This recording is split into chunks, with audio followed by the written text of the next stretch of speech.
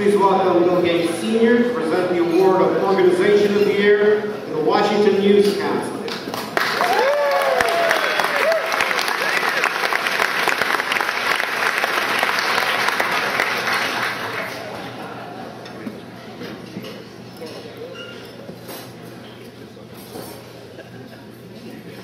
What a great turnout.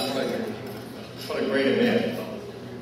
It's really nice to see all of you here to join in recognizing the contributions of some of the wonderful individuals and organizations in our community. This past weekend, I spent part of 2 days attending a conference called Guiding Lights Weekend, which was an event whose theme this year focused on great citizenship. Contrary to this title, much of the motivation for the weekend conversations actually stemmed from what was identified as a dramatic decline in civic understanding and civic know-how around our country. In part, we've simply stopped teaching the true stuff of civics and citizenship to our students as they go through their schools.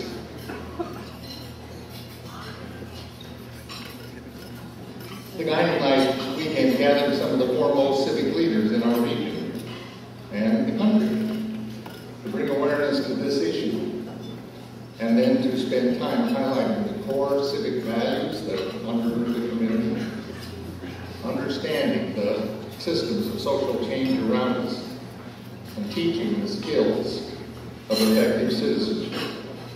It was a thought-provoking weekend and one focused on a brighter future. But here tonight, I'm really pleased to be in a room where I know great citizenship is already prevalent. And there's a great deal of civic understanding and civic know-how. I'm talking not just about tonight's honorees, but all of the rest of you individual citizens who show up for important causes and contribute to bettering our government and our community. At its heart, this is the task of the Municipal League and the reason we're all here. The League is not about directly helping children or the homeless or the sick or the hungry. It has a different and perhaps tougher task. And I quote, to promote government that is open, effective, and accountable, and to improve the caliber of public officials and the quality of public decisions. We're fortunate to have it in our community. At the same time, I'm particularly pleased to be here tonight to help present this year's Organization of the Year Award to the Washington News Council, another group contributing to ensure a healthy fabric for our society. I first learned about Washington News Council from my old friend and many of yours, Patsy Collins, way back in 1998. She encouraged us to get involved, and I became one of the original board members of the News Council. I'm now a board member emeritus, but I continue to help because I believe the mission of the News Council is so important.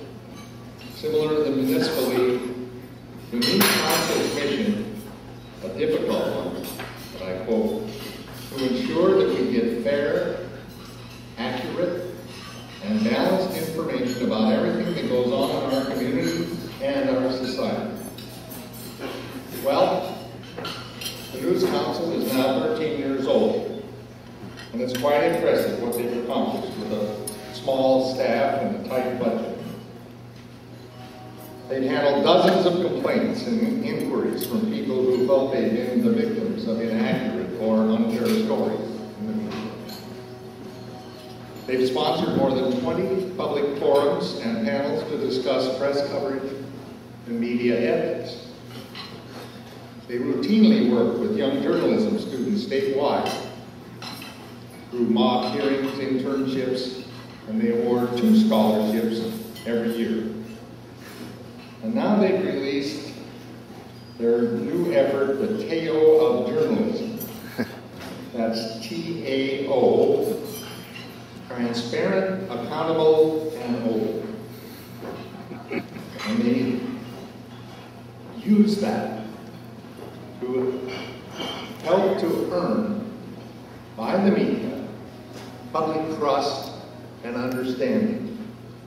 And this is spreading nationwide and globally.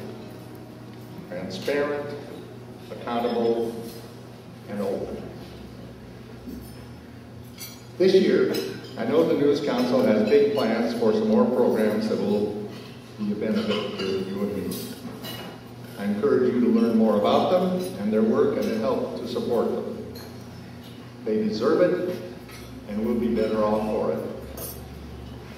So now, I'd like to present the Organization of the Year Award to Mr. John Hamer, who was co-founder and is now president and executive director of the Washington News Council.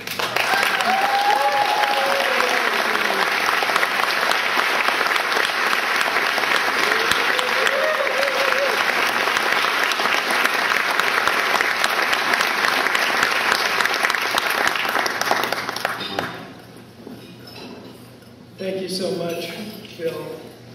I really can't thank you enough for all of your help and generous support of the News Council over the past 13 years. The News Council wouldn't be here without you. Sitting next to Bill is someone else that I literally wouldn't be here without. My father, Austin Hamer, who just turned 95.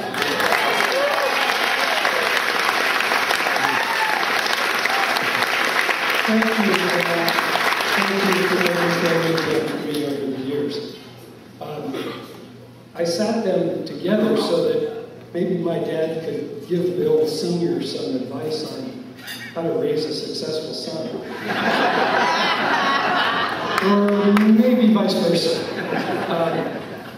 Next to my dad is my wife, Mariana Parks, who was a co-founder of the Washington News Council.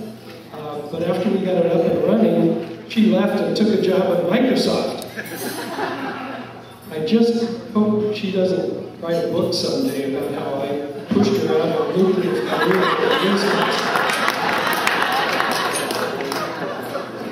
I also want to thank some of my board of directors who are here tonight. The chair of my board, Susie Burke, my treasurer, Olivia Lippens, Scott Forsman, an active current board member, two of our strong supporters, Tom and Peggy Hayward, and at our second News Council table over here, two former presidents of my board, Stephen Silla and Eddie Reed, and board members Chuck Nordoff, John Knowlton, Ted Van Dyke, who all helped us greatly over the past few years. I want to especially thank some of the young guys who have really helped me totally reinvent the News Council in the last year, redesigning our website, getting us up and running online. Jacob Caggiano, Brian Glantz, Charles Hamilton, they've all been just essential to what we've done. And maybe most importantly of all, Kathy Schreier. Yeah.